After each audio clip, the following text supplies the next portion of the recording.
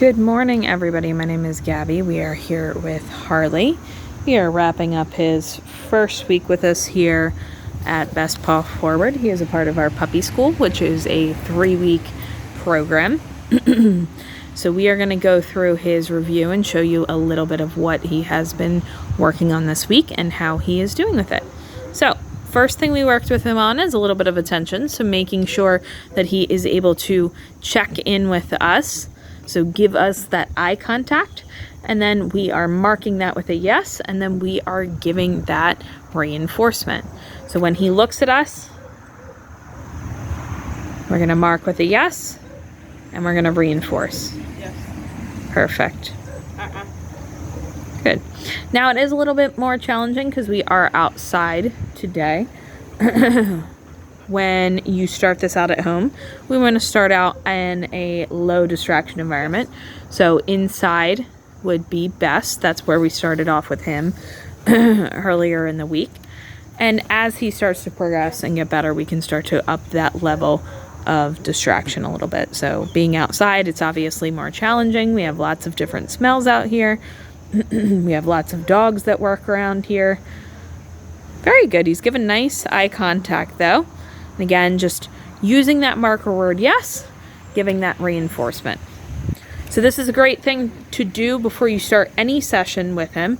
So making sure he's focused, he's ready to go, and he is ready to pay attention for his training session. So before you take him on a leash walk, before you work on basics, before you do anything, just do a little bit of attention first. He's doing very nicely with it. Once you have that attention, you can start working on some basics. So we worked some sits, some downs, and some stays.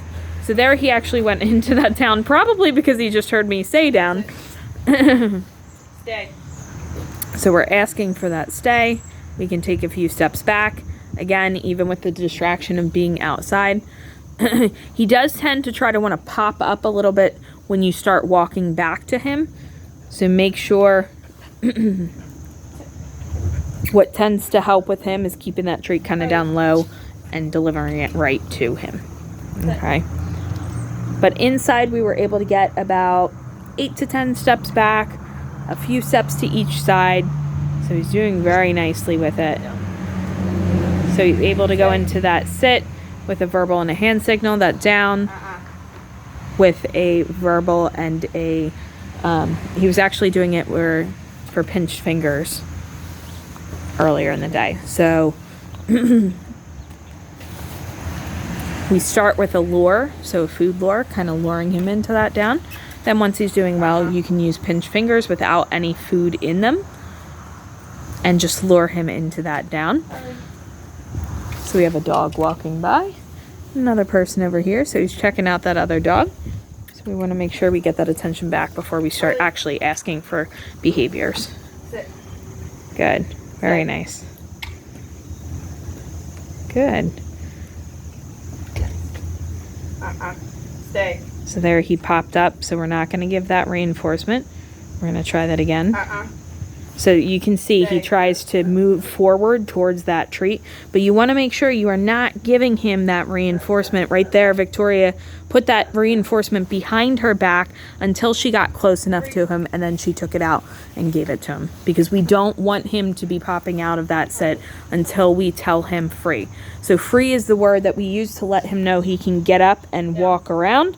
If he pops out of a position before we tell him free, we want to make sure we're putting him back into that position. Okay? Harley. So another thing we worked with him on this week is potty training. So all of our first week puppy school dogs, we work a little bit on potty training. He's done a great job. He has not had any accidents inside his crate or inside the training barn. Here we are on a very structured schedule, so we are taking them out every about hour or two to give them the opportunity to potty outside. Good. Some other things we worked on this week, we worked on a little bit of exposure. So we're going to actually show you a little bit of that exposure right now. So we worked on exposure to different textures. So getting him to be able to go onto these new textures and not be afraid of them. Very important. People don't think about exposing your dog to different textures, but right here we're going to move him over to the grass. We're going to do a couple of things in the grass, which again is more challenging because there's lots of different smells, but it is very important to get your dog used to all of these different things. So inside, you want to work with them on hardwood floor, you want to work with them on carpet, you want to work with them on all these different textures, because when they encounter them later in life, we want to make sure that he is not scared of it, okay, or nervous around it. A lot of times people will have hardwood in their house all their life, and then all of a sudden they get carpet or vice versa, and the dog actually is not used to that and is a little bit afraid. So we are exposing him to these new things. Good. We have someone walking by, so he's checking them out, but he's not barking, so that's very good. Yes. Good. Very nice. So we practice some sits, some downs on these different textures.